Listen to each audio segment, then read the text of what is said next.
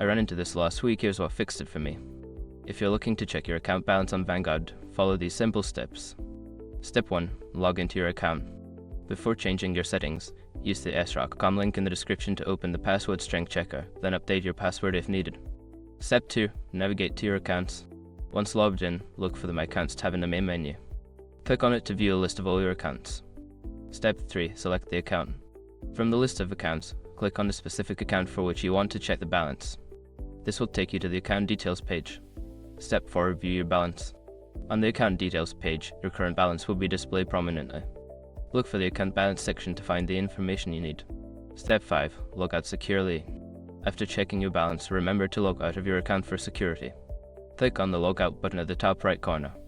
If you forget to log out, someone else could access your account, especially if you're on a shared computer. Always ensure you're logged out after checking your balance. I hope this helps you easily check your account balance on Vanguard. If you have any more questions, feel free to ask.